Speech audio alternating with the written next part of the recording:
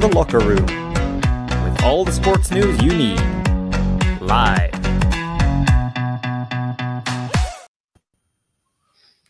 And thank you for joining me. I'm joined here by Ethan. Thank you for joining me, Ethan. We've got a big match tonight on in the Scottish Premier League playoff between David Martindale's Livingston team against Ross County. So first of all, Ethan, how have you been? Yeah, good. Bit of a crazy weekend of Scottish Premiership football we've just had there with some of the, away from the football incidents, you could say. But now we've got the third to last game of the season. You've got obviously the second leg of this in the Scottish Cup final, and then that's the Scottish football season done for the year pretty much. But yeah, I'm doing good. How's yourself? Yeah, doing well, mate. I'm just looking forward to this tonight because there's never too much football, Ethan. Yeah, exactly. Obviously, a big talking point last night was Ange Postecoglou managing to get his win for Spurs as well. So there's a lot of football on just now, and then we've got the Scotland games as well. And this Premier League playoff is so important to these clubs as well. Yeah, of course. Livingston obviously spent just the season since they got relegated, but they'll be hoping to bounce straight back up. Ross County have obviously been on the verge of relegation for the last 3 seasons now, and yet they'll be hoping it's third time lucky, even though the first 2 times they were successful in the relegation playoff. But yeah, it could really go either way, I think. Obviously, Ross County have got some good players. They've got the Premiership squad. But Livingston only get relegated last season, and they've had a very good season themselves. So it's a really hard one to call. I have got the lineups here. Well, I've got the Ross County lineup. The last time I checked, the Livingston one wasn't out yet. But I'll give you the Ross County lineup. It's the same team from their one each draw with Motherwell at the weekend. So that reads, if I could just get it for you here. That reads John the Missing goals, a back 3 of Elijah Campbell, Will Nightingale and Akil Wright. The midfield sort of 4 with the 2 wing backs is Zach Ashworth, Nona Kenny, Connor Randall and Ifete, and then you've got the Australian international Josh Nisbet in behind Alex Samuel and Ronan Hale. Ross County on a terrible run of form at the moment. Only 2 points from the last 27 possible in the Premiership, and they 2 points came over the last 2 games because they obviously went in that run of 7 losses in a row, which is pretty much why they're in the relegation playoff. Yeah, I don't know why, Ethan, but I think that's why I favour David Martindale and his team to get up, because I think once you go on that losing run, it's very hard to get rid of it. Yeah, definitely. That's why I to give my cards away, I slightly favour Livingston as well. Just because they're carrying the momentum of a really solid season. And yeah, okay, they didn't quite win the title, but for long periods in the season, you weren't expecting them to anyway. It was kind of by chance that they even had a chance on the last day. Obviously, they lost to Partick Thistle, but then they bounced back and beat Partick Thistle home and away in the playoffs. So yeah, they're in a really good place, and I think the Livingston lineup's actually out now. Yep. So I've got it here. It's Pryor, McGowan, Scott Pittman, Kelly, Fraser, Brandon, Smith, Muirhead, Tate, Montano, and Wilson. So I think that's quite a. Have you got the bench there as well, Ethan? Yeah, I've got the bench. I didn't read out the Ross County bench. I'll read that in a minute. The Livingston bench is Hamilton, McAleer, Sol, Yengi, May, Finlayson, Nottingham, Shinnie, and Lawal. And I'll just get the Ross County bench. No problem. Although I think I checked, the Ross County bench is the same as the weekend as well, so it's the exact same squad. The Ross County bench: Logan Ross, Kieran Phillips, Jonathan Tompkinson, George Harmon, Jordan White, Dylan Smith, George Robeston, Jamie Williamson, and Joe Coyle. I think the big thing for me for Ross County is, I don't know if you agree, but I think they need to go out with Livingston and get a draw, take that back to home. Because I think if Livingston, if they say they take a 2 or 3 goal lead, I think that'll be very difficult. But I think it actually favours Ross County to play away first, because you actually seen what that done to David Martindale team on the first match against Partick Thistle, especially because I think they think they can beat anybody on that plastic pitch, especially with our first leg advantage as well. Yeah, definitely. Ross County will need to get a positive result tonight, because Livingston they'll fancy their chances if they can get a good result tonight. They'll fancy their chances going to Dingwall, that they can hold on to a lead if they get one. But if Ross County get a draw or even a win tonight, that's a massive result, because that's Livingston's advantage. You know that everyone has to play on that pitch. It's the same for both teams, but when you play on a pitch like that so often, you get used to it, and the players are used to it, so they have the advantage tonight, and they need to take that. Livingston, whereas Ross County will go there, and I think Ross County would take a draw tonight. To be honest, I've just checked, the Livingston team's the same as their second leg against Partick Thistle, so no real changes from the managers, which you wouldn't expect. I think the big injury miss for Ross County's Casper Lapata, the central defender, who I know has done very well for them this season, been one of their better players, the Polish defender. So he'll be a miss. But yeah, I just fancy Livingston. I don't know why, but I think it'll be a really close game, and hopefully it's a really entertaining one like the last few have been. I know Ross County kind of blew Rafe away in the end last season, but especially the season before, the Ross County Partick Thistle one was a brilliant two-legged affair. I don't know if you agree, even, but I just feel like the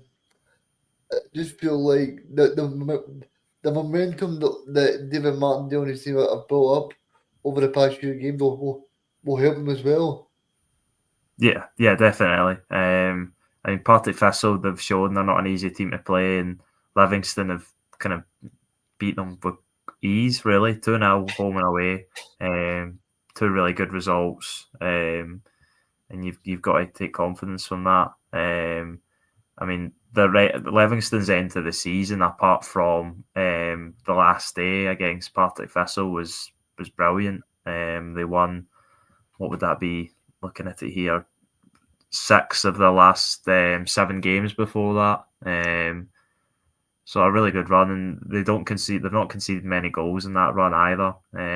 Let me see. In the last, what would that be? 3, 4, 5, 7, 8, 9. In the last 10 games, Livingston have only conceded 3 goals. So yeah, that's pretty strong. Yeah, so you don't really get much stronger than that. So Ross County are going to need to find a way to score, and that's been at points the difficulty this season, because they just haven't been utterly terrible defensively. That's Dundee who's taken that award in the Premiership, but Ross County just haven't scored enough goals, and that's why they're behind Dundee, and that's why they're in this position.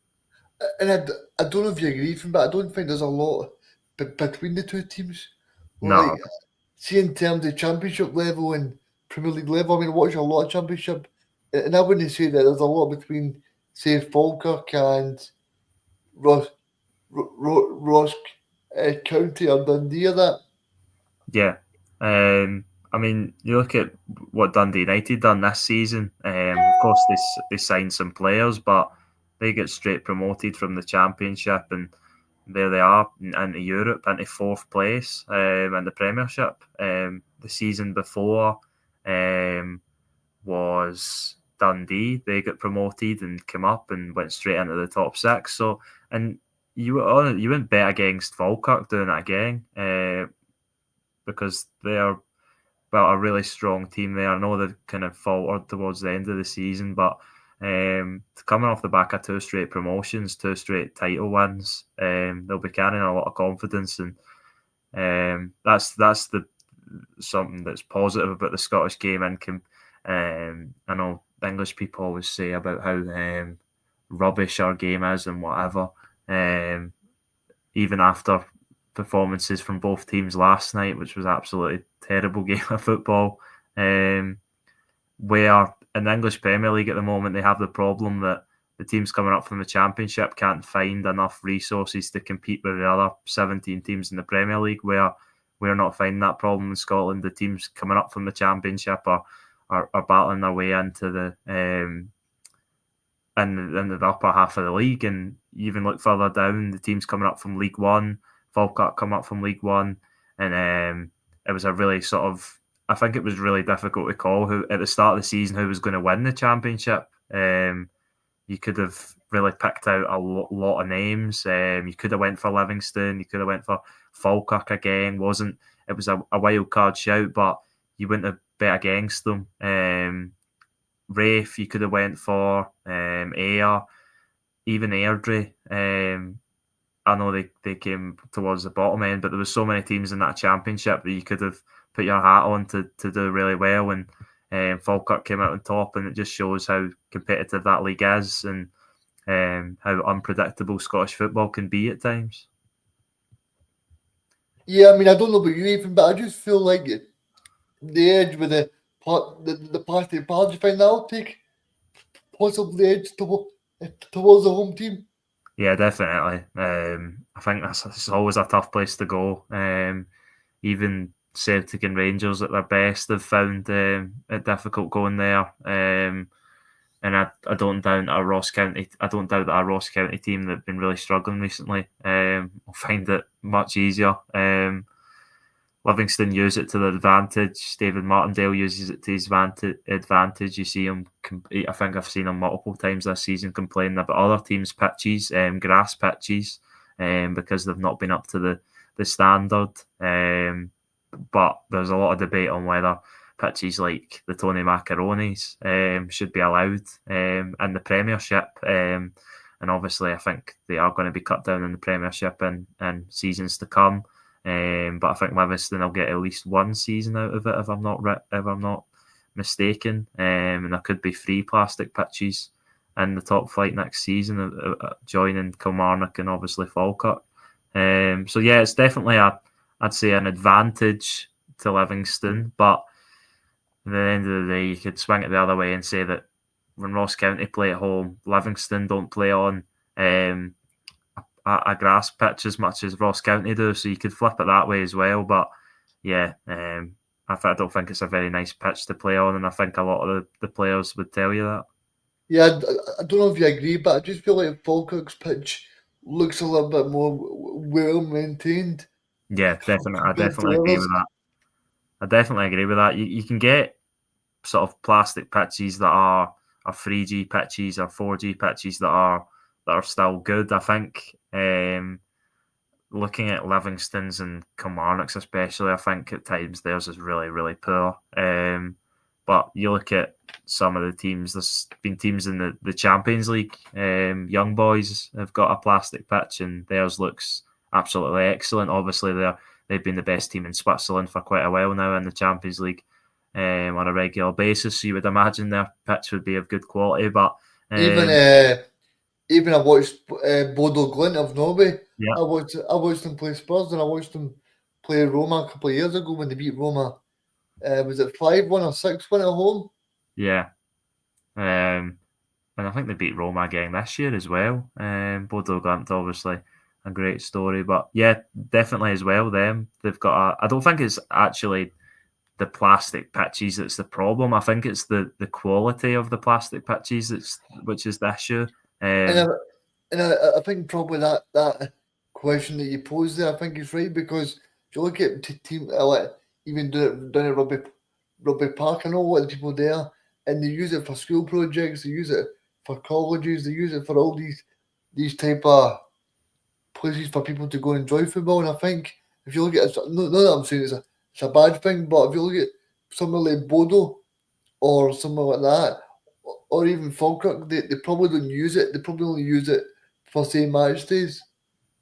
Yeah, definitely. But yeah, it's the same. I think it's just like because they've kind of been introduced these astro pitches and people are debating over them. Do they increase injuries? Do they worsen the quality of the football? But I think if you get a good astro pitch, like a good one that's well maintained and it's kept at the top level, then it can be good. But if clubs are going to just kind of cheapskate it and not keep it in great condition, then it is going to be rubbish. And people quite rightly have the right to say, well, no, we're not playing on this anymore and we're going to get rid of this.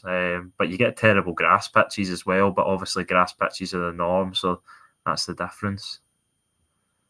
Yeah, I just wanted to quickly ask you about the question that the Gorgie Boys podcast is actually there. It says, "Evening lads, if do you think Don Cowie would still be the man if if his team go down?" And that's an interesting one, Graham, because I did mention to you guys a few weeks ago that I feel that that job might be a job for Scott Brown because I just feel like he's possibly taking air as far as I can take them. Because you look at the championship, I think I even think if they manage to stay up, I think it could potentially be a partner race for Don as well. Because if you think about it in general, I just feel like Scott Brown would be able to attract a better level of player. And I know it's hard to do that in the Highlands, but I think that if you look at the championship next year, it was pretty open this year. But if you look at next year, you've got St Johnson, you've got Dunfermline under Neil Lennon, you've got Airdrie. I think Airdrie managed to win. Did they win the playoff? I think they did, yeah. I think they did in the end, yeah. Yeah, they were. I know they were winning 2-1 in the first leg, but I'm not really. You can check that for me. I'll But double check. I'm pretty sure I've seen that they got over the line, but I'm not 100% sure. yeah, well, For you. what I basically mean is, even I think the championship next year will be so competitive, and I just feel like this season was the kind of one for them, the one for Air that where they can kind of look at because Falkirk were just brand new and they were on a crest of a wave, but there wasn't really anybody else that was chasing them. Yeah, Airdrie did stay up. They drew nothing each to Cove in their second leg. So, yeah, they done enough to stay up. Yeah, I completely agree with your point. I think the league, it's not like the league will look a certain way this season in the championship and then next season it'll flip and you wouldn't be surprised if Dunfermline and Rafe were right back up the top.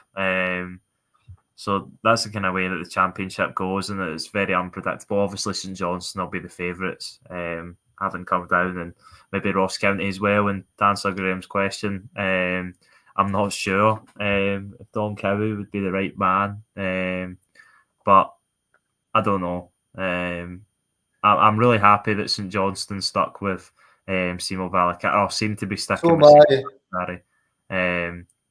Because I think he's shown enough that he is a good manager that's been put in a difficult situation with a difficult group of players. And I don't think any team in the league this season has been like really, really bad. But there is teams that have got to finish at the bottom of the league. So it's not one where you're going. I don't think even the St Johnstone fans are going, oh, we really need to worry here that we might not come back up. I think St Johnstone fans can be confident that with him in charge and with the players he's brought in January and the further players that he'll bring in the summer, of course, they won't be able to attract as good a player. But yeah, and to get on the Ross County, I think Ross County and Don Cowie, what do I think? I think it's harsh. If he goes, it's harsh, but you can understand because, I mean, Dundee have let go of Tony Docherty, which I find absolutely baffling. I was just going to get onto that. I mean, I know it's a Premiership playoff, but Dundee were pretty close to that. And we didn't really get to react on Sunday. So What do you think of Tony Docherty being sacked? Oh, I think it's absolutely ridiculous. I couldn't believe it. The Dundee fans, I believe, were on the pitch celebrating their safety. Okay, you could say maybe it's a wee bit tin pot and whatever, but that shows that they're happy to stay in the league. And Dundee aren't a club. Yes, they got top six last season, but they're not a club that's regularly going to get top six. So if you fall out of top six one season, then so be it. You can't sack your manager. You can maybe say, "Oh yeah, it's a step backwards," but when you've come up from the Championship and got top six in your first season, for a club like Dundee, you're only really going to go backwards at that point. I think, and I think it's really harsh to sack him. If he got 10th in his first season after getting promoted from the Championship, would he have been sacked? I don't think so. And I think that's a good point you made, because of course you can sack Tony Docherty, but I think he's done a cracking job, and I don't see how they can justify it. Yeah, exactly. And it's not as if he plays like terribly boring football either. The Dundee fans get their money's worth, definitely, because every time I've watched them, it's usually the most entertaining game of the week, near enough. Just because they scored I think the fourth most goals in the league they finished with, and they concede the most goals. So there's goals on both ends. It's always entertaining. They've had Simon Murray, who's been brilliant again this season after moving from Ross County. Lyle Cameron had a good season as well. He kind of tailed off a wee bit at the end, but he kind of brought it back for the split when he needed them to just see out and get away from Ross County. But yeah, real puzzling one. And I think Tony Docherty might have been in the sort of sniffing around the Kilmarnock job, but I don't think he is. Apparently, that's Stuart Kettlewell now that's the front runner for the Kilmarnock job. So yeah.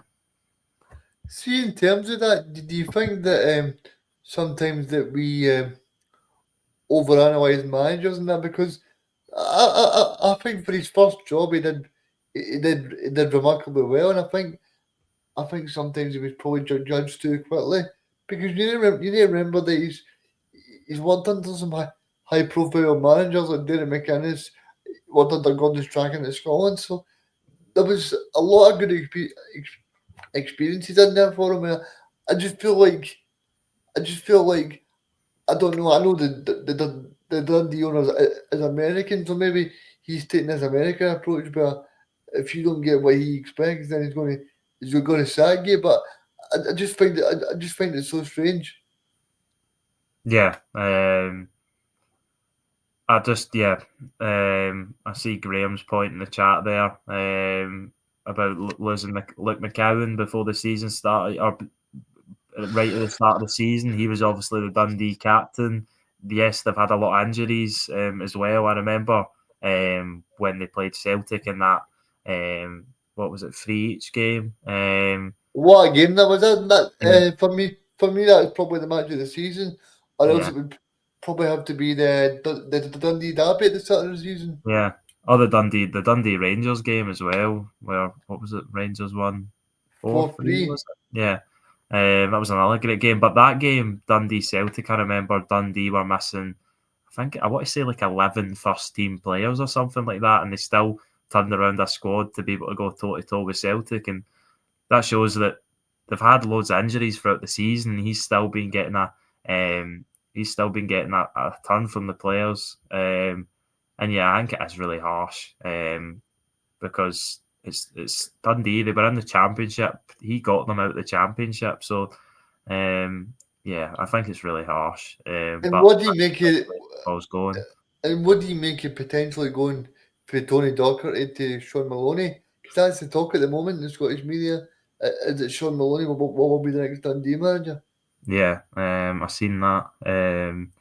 Yeah, I think you're more. I think it's a risk. It's more of a risk than if you stuck with Tony Docherty. And that's it. Yes, maybe Sean Maloney will pull off a few miracles and he'll turn Dundee into a top 6 regular super team. But I don't see it happening. I don't see him doing that. And I think Dundee's priority when they're in the league. 2 seasons they've been in the league since getting promoted, should be staying up. So see Graham's comment there, better with Sean the Sheep. Yeah, Sean Maloney at the Hibs didn't have the best of times, so I don't know if I just feel like sometimes, I don't know if you agree, Ethan, and you as well, Graham, but I just think sometimes that maybe chairman can get a little bit trigger happy and feel like there needs to be a change every so often because to freshen things up, but that's not what the priority should be.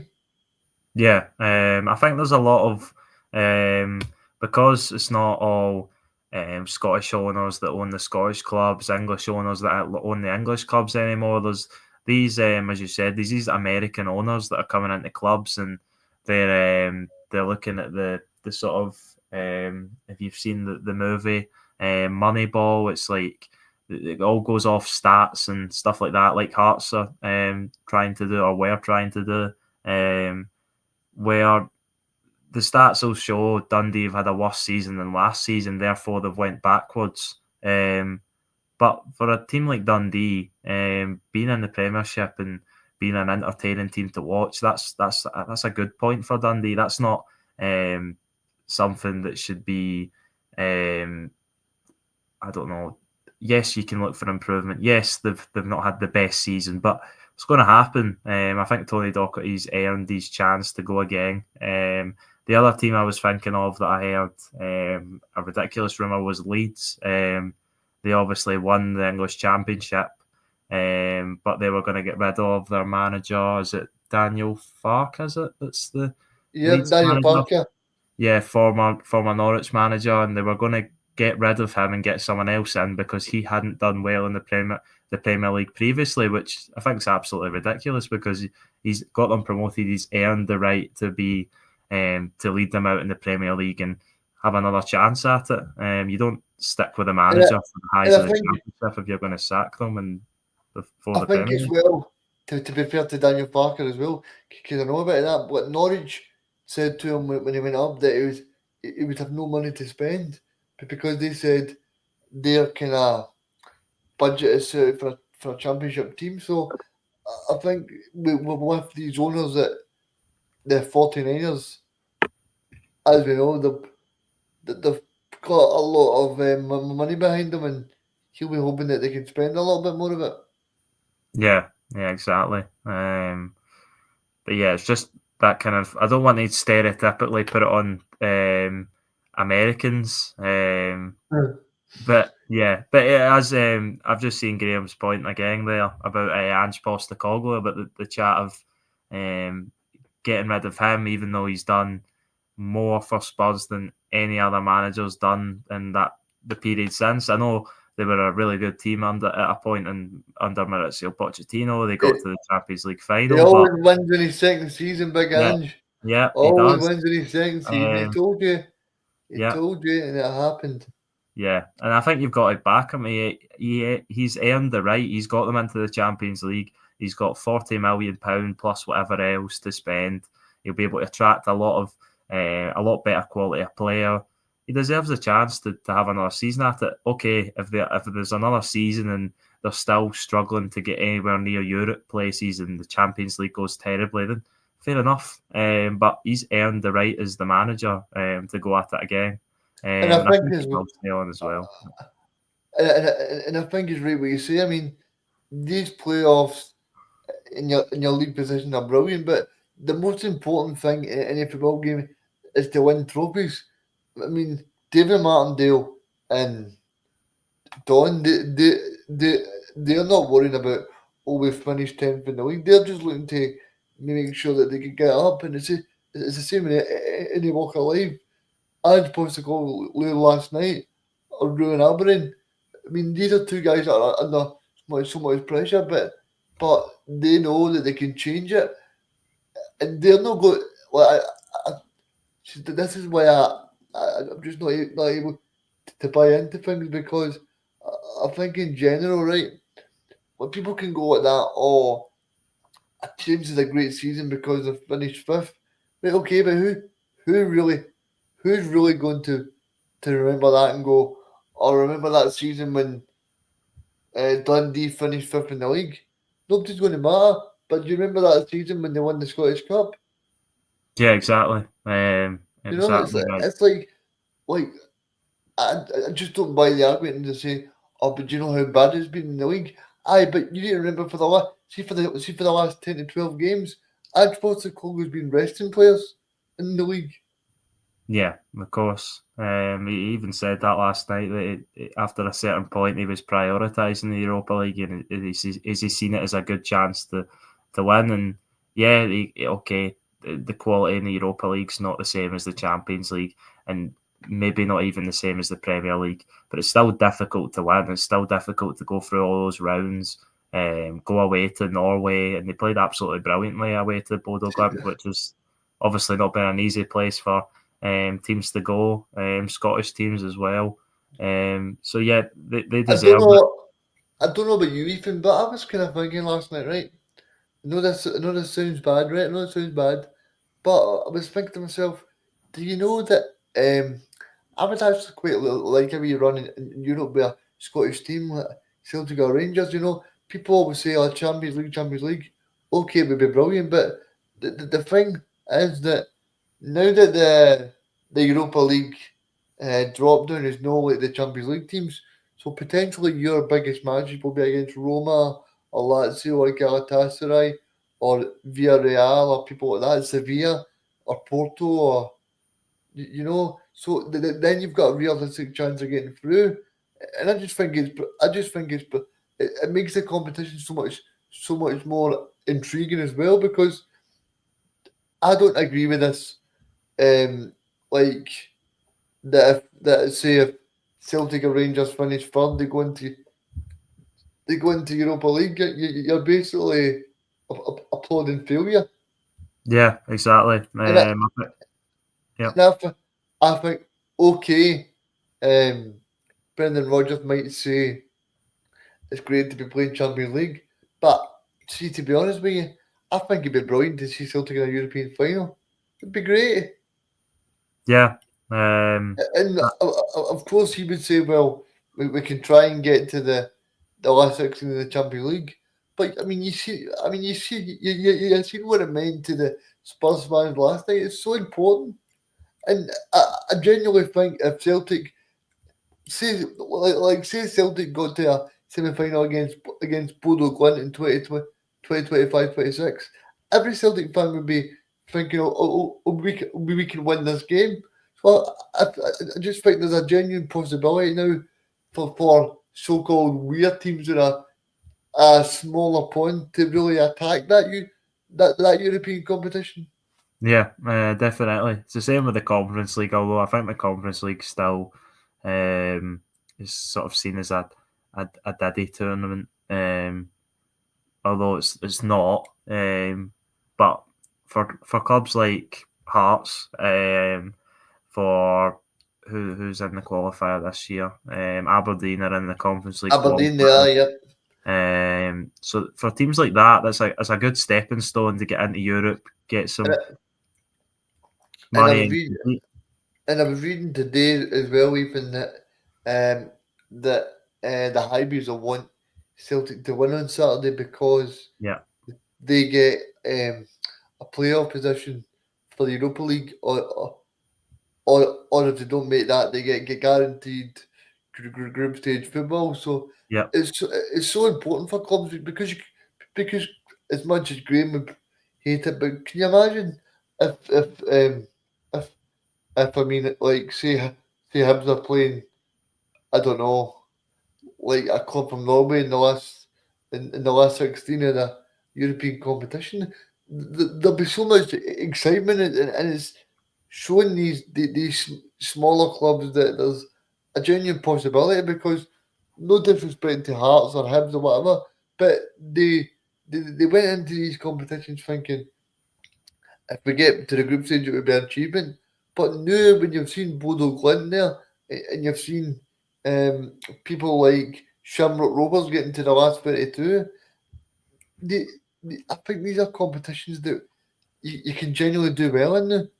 Yeah, definitely. The Even only a team, I think there was a team in Sweden as well called Elberg or something. They got, Elfsborg, they got to the last 16 yeah, of the Europa League, and I think it just shows you as well that, like, I think it opens more doors, I would say, for the smaller nations to get in.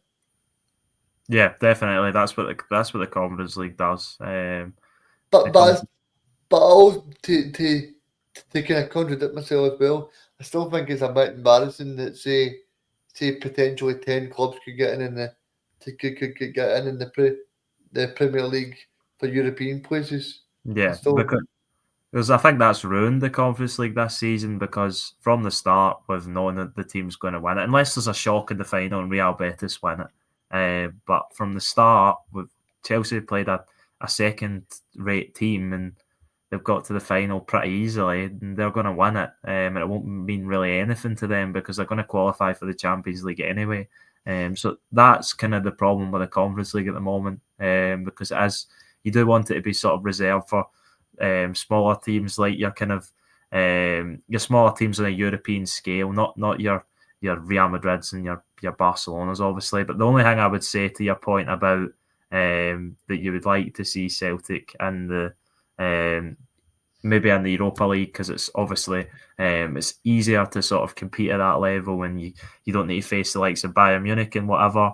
The only point I would say is that I think the because Celtic have kept being in the Champions League is why they're continuing to be as far away from Rangers and as far ahead of Rangers as they are. I think if Celtic were in the Europa League, because of the financial difference, even making the Europa League final, I don't think lands you as much, or it lands you the same amount of money as making the Champions League group stages. So I think that's it, where the Champions League money is just so important to a club like Celtic that they need to be in it to stay ahead of the rest of the teams in Scotland. And if they start going into the Europa League, then maybe there's a little bit better of a chance that Rangers can grow themselves onto a similar financial level and maybe compete more domestically, which obviously Celtic and Celtic fans wouldn't want. So that's the things you've kind of got to weigh up. I totally get what you mean, but I was just thinking more of a fan in terms of, like, Yeah, if you look at definitely. if you look at the last 16 of the Europa League, you had teams like Frankfurt, you had teams like Roma, Galatasaray, Fenerbahce, and any one-off match you'd fancy Celtic or Rangers to really do well against these teams. Yeah, definitely. Fancy Rangers. I mean, even Rangers who have been poor domestically, you fancied them going into that Athletic Bilbao game, even though they're a good team, they're going to qualify for Champions League. But Rangers gave them a good game, and the Rangers conceded 2 cheap goals there that otherwise they might have beat them. They didn't take their chances, but I mean, it's if buts and maybes. But there's definitely room for competition in the Europa League. The Champions League less so, but it's obviously what you need to weigh up. It's whether you want to be more competitive with less money, or you want to be less competitive with more money to dominate domestically. So that's the things you need to weigh up. But I agree with your point. From a fan point of view, Celtic fans haven't had that European run that Rangers have had recently, mainly because Celtic have been in the Champions League, which is you just can't do it as a team like Celtic.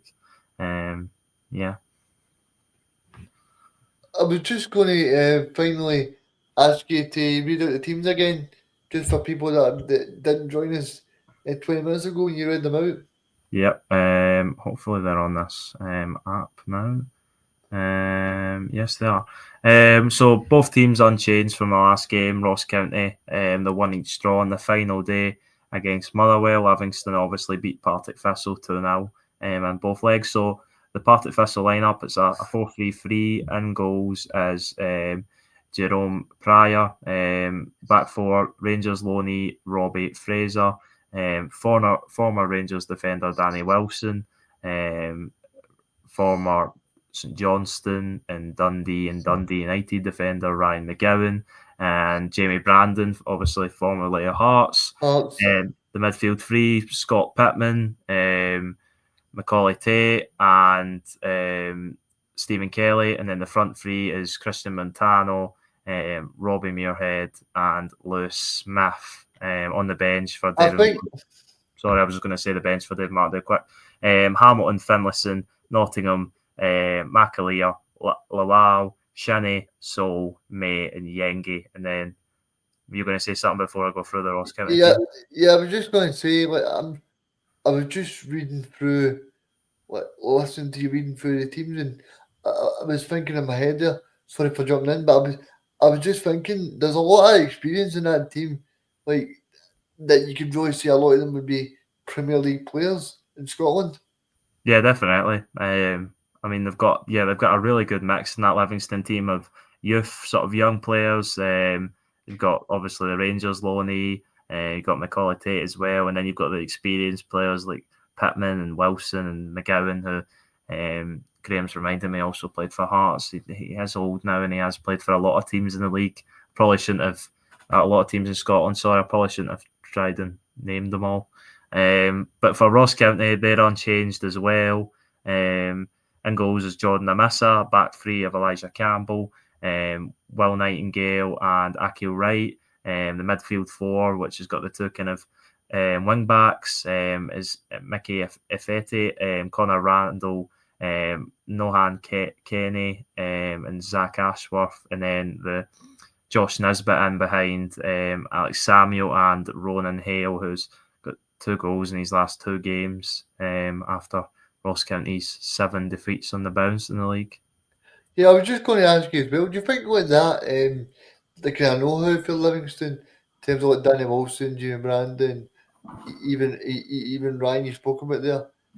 Like, do you think all of these players is a great mix, a great recipe for a great cake to make sure that Livingston they can get past this final? Yeah, definitely. I think they have a lot more experience than the Ross County do. A lot of Ross County's players haven't been here for too long. They're kind of newcomers to Scottish football in a way. A lot of loanees in the starting lineup. So yeah, they definitely have. They're more street smart in Scottish football, you could say. But I think the thing that balances it out is that Ross County are the Premiership team. They've got the Premiership level players. And they've obviously got Ronan Hale, who's had a pretty good season in his first since moving.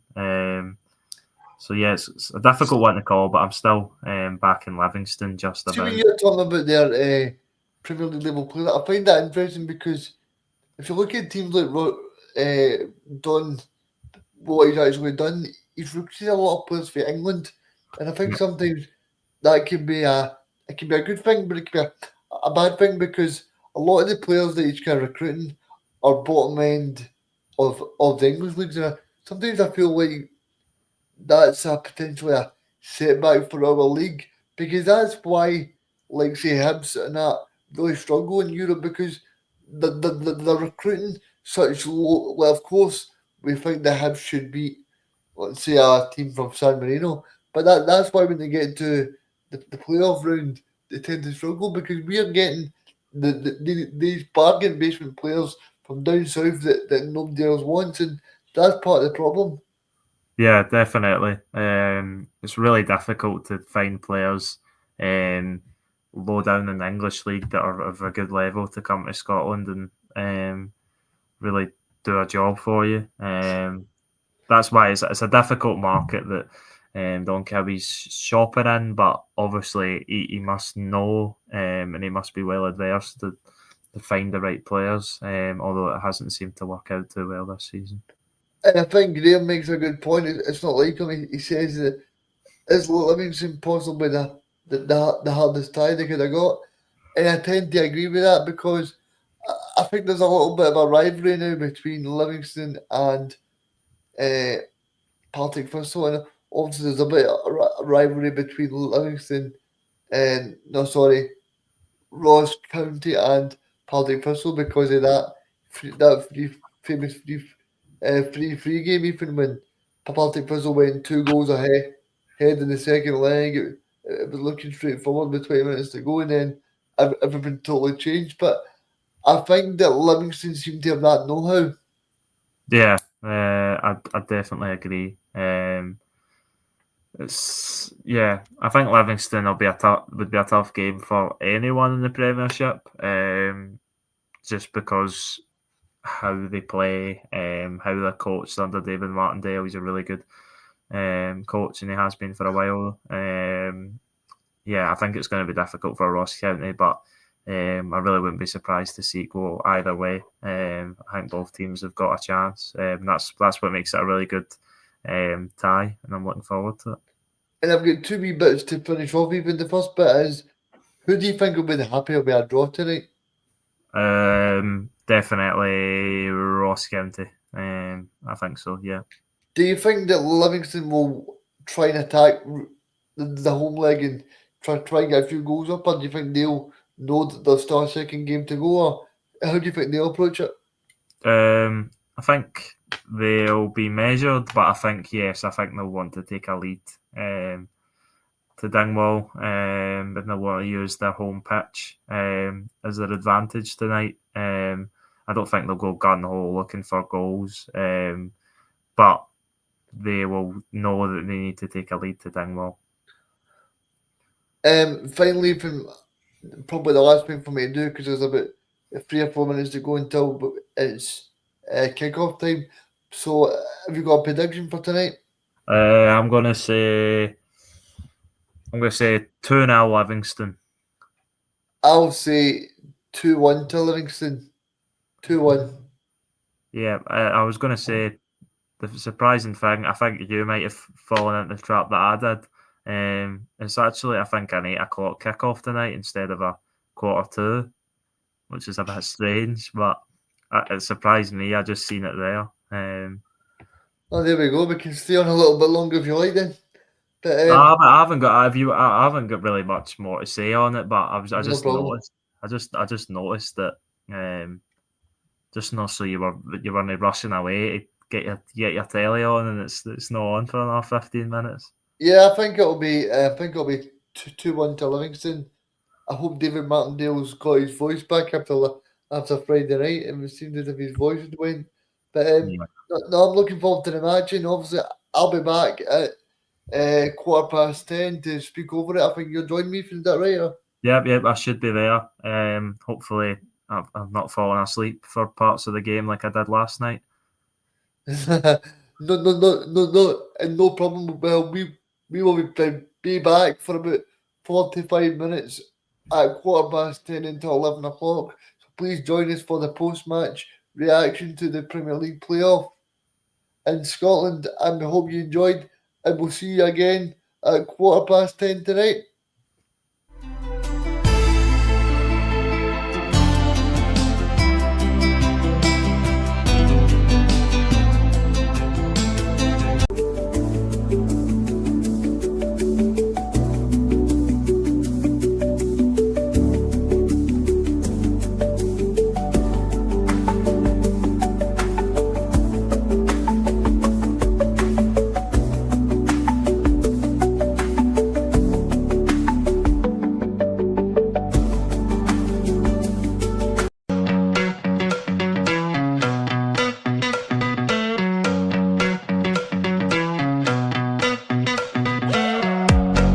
The Locker Room, with all the sports news you need. Live